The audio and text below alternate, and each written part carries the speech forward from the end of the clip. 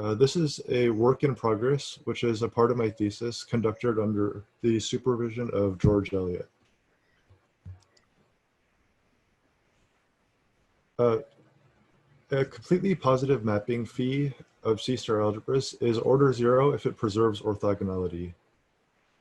That is, phi A times phi B is equal to 0 whenever A and B are positive elements of A, such that AB is equal to 0. A basic result about completely positive order 0 maps is due to Winter and Zacharias. And it says that if C is the C-star algebra generated by the image of phi, there are positive element H in the center of the multiplier algebra of C, and a star homomorphism pi from A into the multiplier algebra of C, such that phi is equal to H times pi. And if A is unital, then H is equal to phi evaluated at the identity of A, or the unit of A, sorry.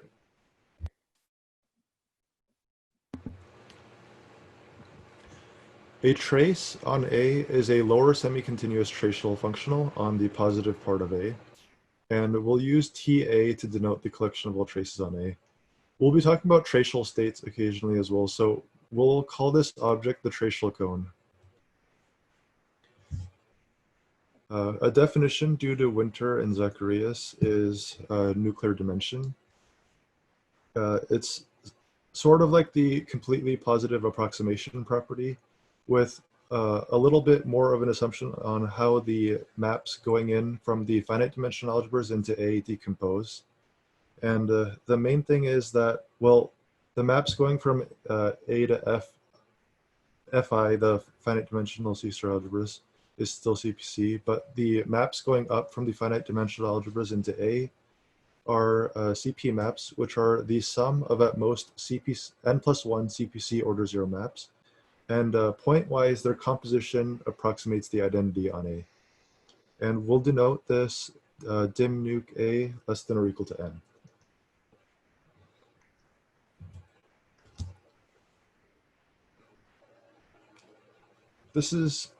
Here are some nuclear dimension examples due to Winter and a couple of other authors. This is due to Winter and Zacharias.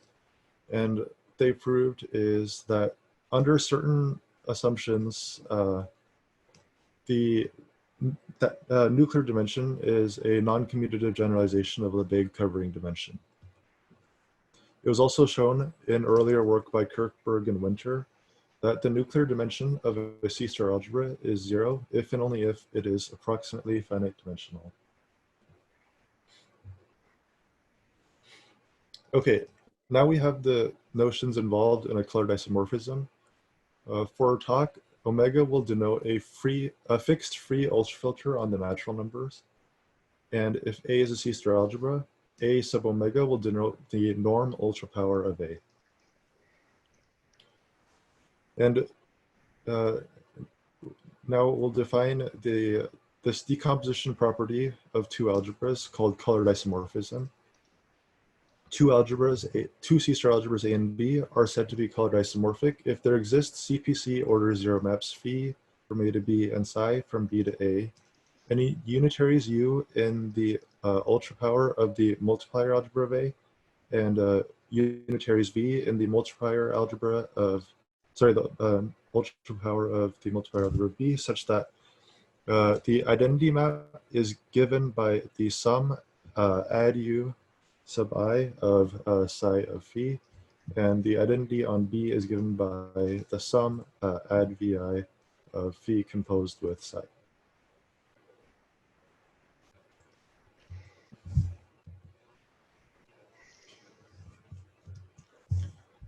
Some basic properties which are transferred by colored isomorphism are simplicity, nuclearity, and finite nuclear dimension. And when two C-star algebras are colored isomorphic, it can be shown that they have isomorphic ideal lattices, and in fact, they have isomorphic tracial cones. Some of these facts were proved by Jorge in his thesis. And we'll just prove one of these. Just a quick sketch that finite nuclear dimension is preserved by colored isomorphism. So suppose A is colored isomorphic to B, and suppose that A has nuclear dimension M. Then using the same notation as in the previous definition with phi, psi, and the unitaries V here, we have, using that A has finite nuclear dimension, we have this sort of completely positive approximation property. And by using the fact that there's a colored isomorphism between A and B, we can use these maps which pointwise approximate the identity mapping on B. And when we take the composition of the outside arrows, we have a CPC map on the left-hand side. And then here we have a sum of n times m plus 1 CPC order 0 maps. And more precisely, what this estimate shows is that the nuclear dimension of B plus 1 is less than or equal to n times the nuclear dimension of A plus 1.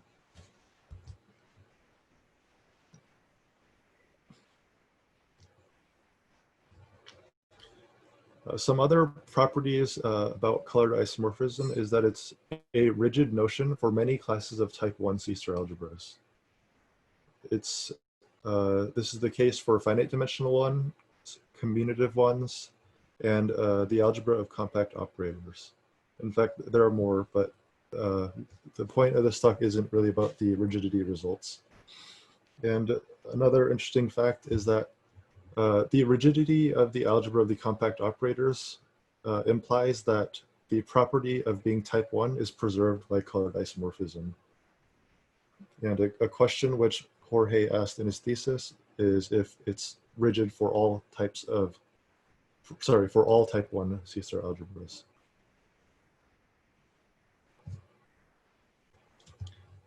On the other hand, this decomposition property is a highly non-rigid property for simple, separable, unital, nuclear, Z-stable C-star algebras satisfying the UCT. And for brevity, we'll call these classification algebras. In Jorge's thesis, it was shown that all Kirchberg algebras are colored equivalent. And in fact, he doesn't use the UCT assumption for this. This also relies heavily on Kirchberg's classification results. And he also showed that classification algebras with a unique trace are colored equivalent. We will outline a strategy for showing that colored isomorphism classes are completely determined by the tracial cone in the classification setting, after first introducing some of the ingredients needed. First, we'll need a uniqueness theorem for order 0 maps, and a variation of these uniqueness theorems that appear in the papers of BBSTWW and CETWW is the following. It involves two CPC order 0 maps, map from A into the ultra power of B, where A is separable, unital, nuclear, and B is simple, separable, unital, exact, stably finite, and Z stable with a unique tracial state. And the statement is that if phi1 is totally full, if for every trace, in this case, there's only one tracial state, and for every non-zero A, phi1 and phi2 agree on every moment, where phi sub I to the n denotes the order 0 functional calculus, then phi1 and phi2 are approximately unitarily equivalent.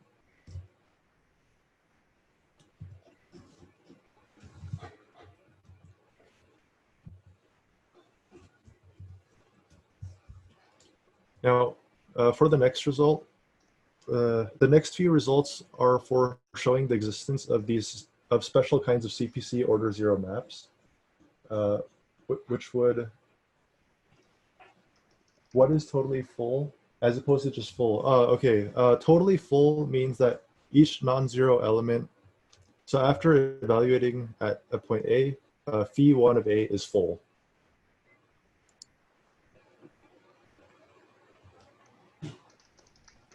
Sure, no problem. Okay, the next few results will be for showing the existence of special kinds of CPC order zero maps, which will be involved in this colored isomorphism. So some basic facts due to ERS is that well, in our case, we'll be dealing with exact things. So the tracial cone is isomorphic to functionals on the Kuntz semigroup of A. And a functional on an abstract Kuntz semigroup is a generalized Kuntz morphism from S to the extended positive reals. And we'll use f of S to denote the set of all functionals on S.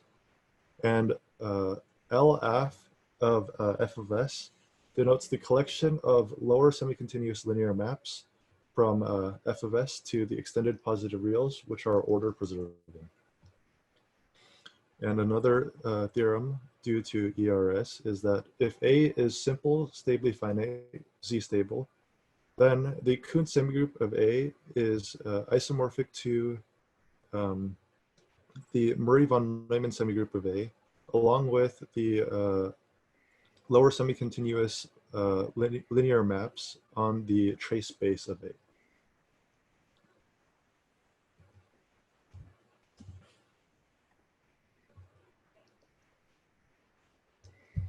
Now, in order to produce these order zero maps from B into a certain kind of C-star algebra B, we'll need a technical lemma at the level of Kuntz semigroups. Lemma is let a simple separable unital nuclear stably finite Z-stable C-star algebra B and an AF algebra D whose tracial cone is isomorphic to that of B be given. If phi from the tracial cone of B into the tracial cone of D is an isomorphism, and if mu is a faithful trace on the C0 of the half-open interval, then the mapping sigma from the Kuntz semigroup of the cone over D into the Kuntz semigroup of B, which takes F tensor D into the tensor product trace mu tensor phi evaluated at F tensor D is a Kuntz category morphism. And some of the results used in this argument are the result of APT on tensor products when one of the tensor product factors is AF, and also a result of Coward, Elliott, and Ivanescu, which says that the Kuntz semigroup functor preserves inductive limits of sequences in the Kuntz category. And the way compact containment is shown is by working at the level of finite dimensional subalgebras of D. This lets us reduce checking compact containment to these things. And after a little bit of manipulation, it basically amounts to checking that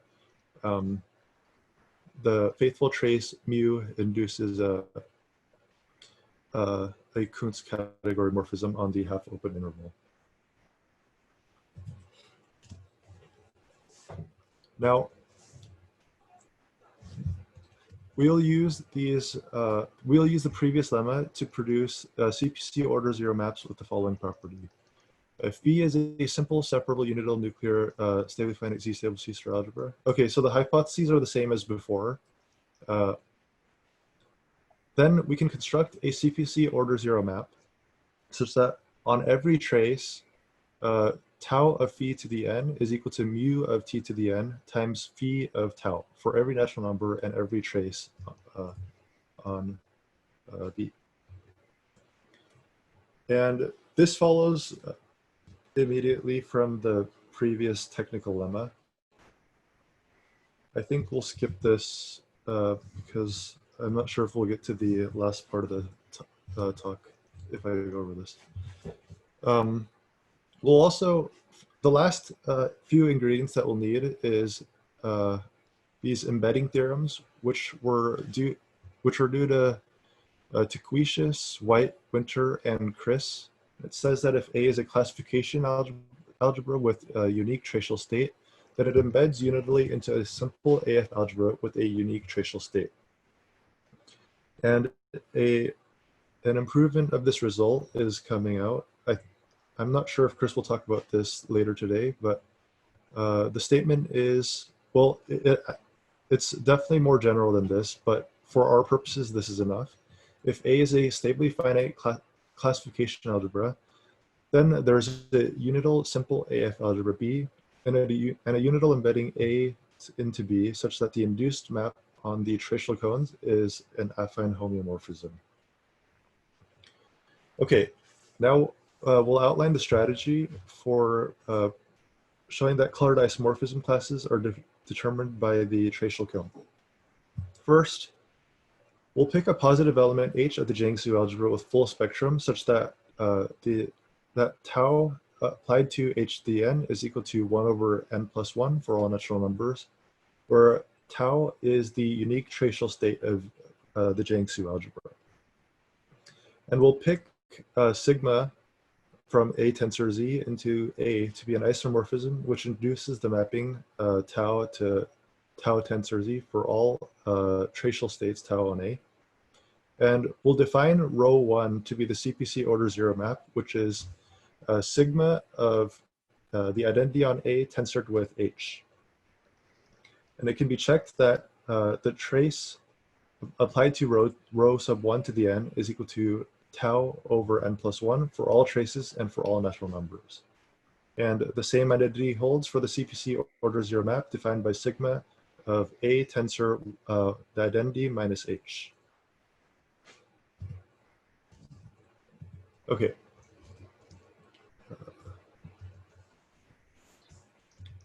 Now we'll construct CPC order 0 maps phi from A to B and psi from B to A such that the composition psi composed with phi and rho sub I share the same moments on all traces.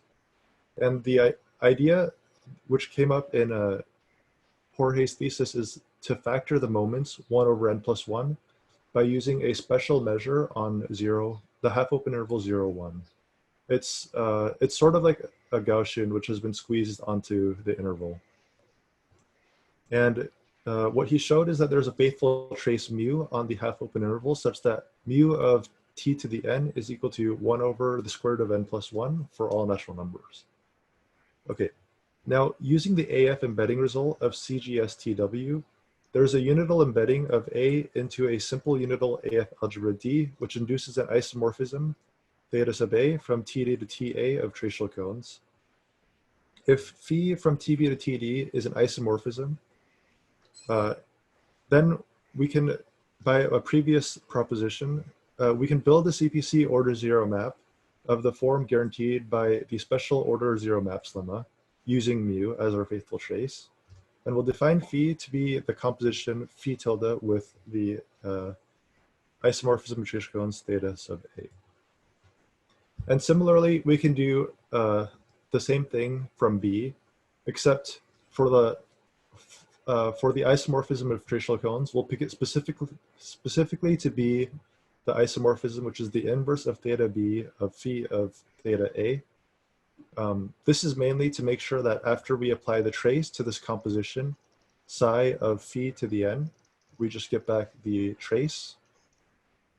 And after we've passed tau through psi to the n and phi to the n, we pick up a factor of 1 over square root n plus 1 twice. And so we get that the moments of this map and rho sub I agree on all traces and all natural numbers. Now, since the CPC order 0 maps agree on all moments and traces, it follows from the uniqueness theorem that there are unitaries u sub I prime in the ultra power of A, such that rho I is equal to add u sub I prime of psi composed with phi. Now, by a theorem of Thom's and Winter, any isomorphism is from A into A tensor Z is approximately unitarily equivalent to the first factor embedding identity of A tensor the unit from Z. And so there exists a unitary which conjugates this mapping to the identity on A. Now with u sub I as u times u sub I prime, we have that the sum of add ui of psi of phi is equal to the identity on A. And so this establishes the first part of the colored identity. and by symmetry, the remaining one follows. Okay, it's worth noting here that the uniqueness theorem is something I'm still working on, and so this isn't quite a theorem. This is a part that still needs to be worked out, but I guess it's known in the unique trace case thanks to Jorge's thesis. Okay, thank you for your attention.